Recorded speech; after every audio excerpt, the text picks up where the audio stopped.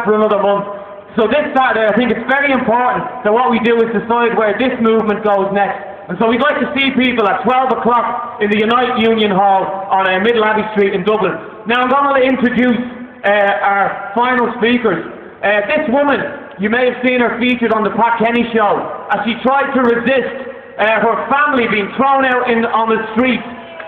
Well, at this very moment, there's 300,000 empty houses in this country. They're evicting families like the Moores.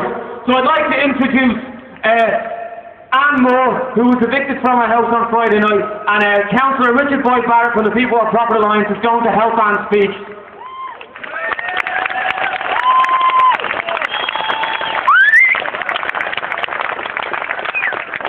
I came home from work last Friday morning to find my family evicted and sitting on the side of the road. It was a very distressing experience, especially seeing my 17-year-old daughter sitting in her pyjamas with no clothes, and they weren't even allowed to get any clothes from the house. I'm depending on family and friends now for somewhere to stay. The government was there to bail out bankers. There was nobody there to bail us out. Even though we tried to pay back what we owed, the arrears, the Dún Laoghaire County Council were not interested in listening to any proposals that we made. We were evicted last week. Now let's evict this government.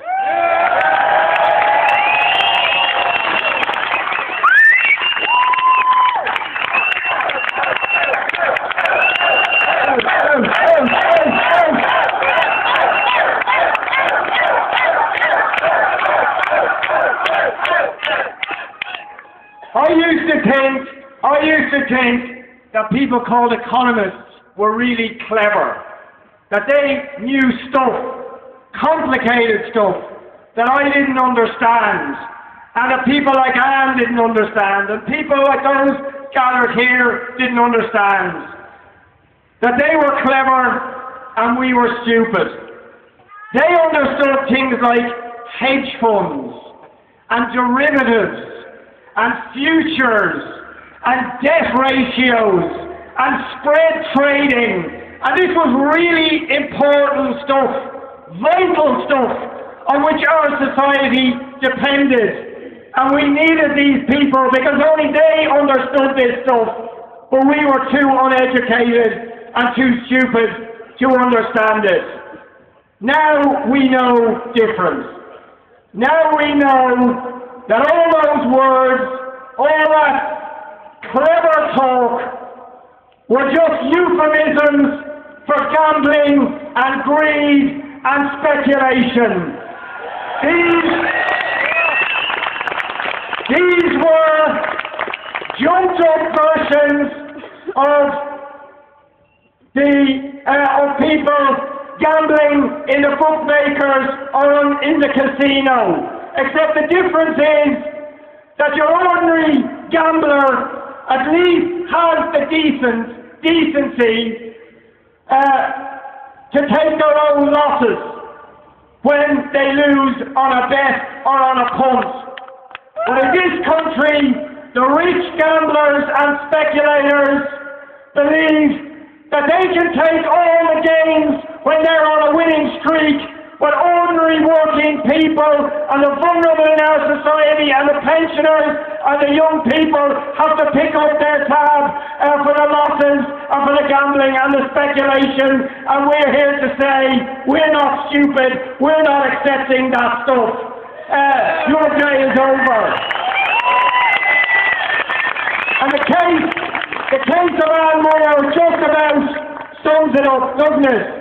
I mean, how stupid can you get?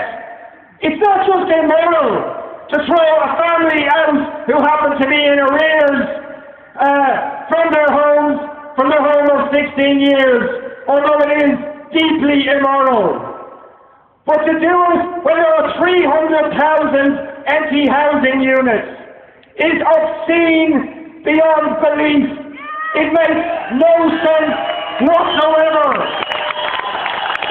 When there are 40,000 people on the housing list, when at the moment in every council area in this country, county councils are sitting on hundreds of affordable homes that they got from dodgy developers at the height of the boom, and they refuse to transfer these homes to people on the social housing list because they're trying to recoup their speculative investments in the property boom. It's absolutely scandalous beyond belief. So we have to understand that we are not stupid, that things that we thought were simplistic and naive actually are the truth. They're the common sense. That what we need to do with the 300,000 empty housing units is put the people in them who need homes. We need to refurbish them as hospitals. We need to use them as schools.